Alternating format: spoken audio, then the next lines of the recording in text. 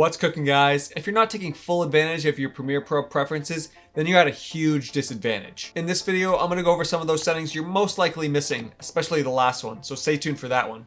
Let's get into it. So all these settings or preferences that you need to change are actually gonna be located under Edit and Preferences. The first setting we want to change is under Audio. And this will be play audio while scrubbing. And this is simply exactly how it sounds. So while you're going through your either timeline, you can hear that scrubbing noise, or if you're going through raw footage, which is what I mainly use it for. A lot of times I have a lot of like different footage that I'm going through, and I like to hear where the talking is or where the silence is. So I always like to have this on so I can actually hear that and know where I can actually cut. But if you really don't like that audio sound, or you're always like, oh, I wish I could always turn that off, well, you can. And like I said, under Preferences, Audio, here it is, uncheck it. So now to our next settings.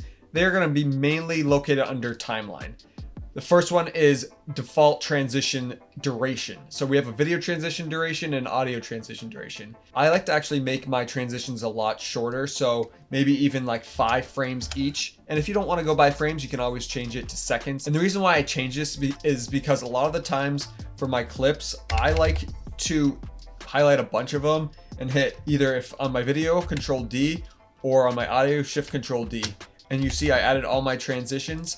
I don't like to go back and have to zoom in really close and like adjust all these. So that's exactly why I go under my preferences and change the length of those so I don't have to touch them anymore. And now right below that, we also have our still image default duration. So right now this is 5 seconds. If you're someone that adds a lot of pictures or is doing a picture compilation, or if you're just adding graphics, like in my case, I like to add some graphics.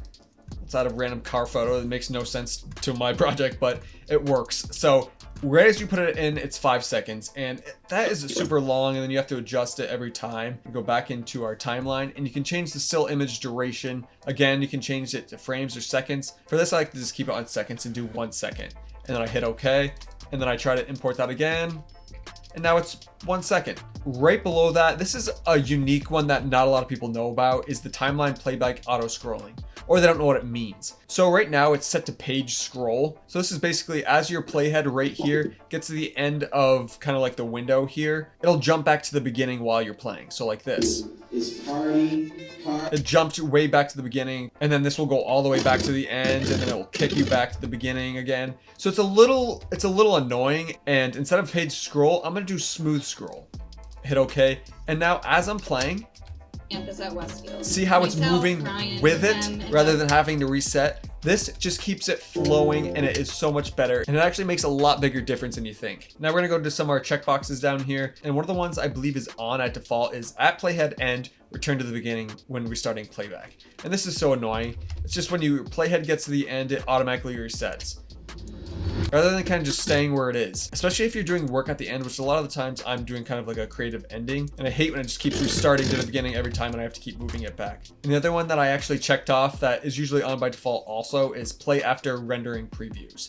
So when you're rendering a big project like mine, I walk away for a long period of time, so I don't want it to just instantly start playing when I'm gone away from the computer. And that's exactly what that preference is. So I have that checked off. And now for our last setting that not a lot of people know about is under our media setting right here. And it's called default media scaling. And default is set to none. So what this basically is if you are working on a 1080 timeline and pulling in a bunch of 4K footage or whatever footage that is not matching your timeline, and you have to pull it in.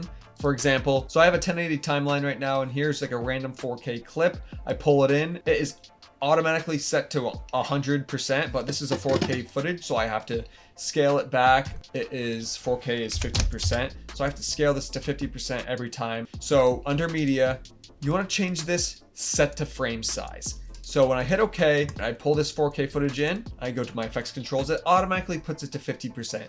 And this works for all my clips. So now I no longer have to adjust my scale. It is automatically done for me. So these are the settings or preferences that you need to change to be able to optimize your editing. So if you didn't know some of these settings or preferences, let me know in the comments. Or if you did know them, still let me know.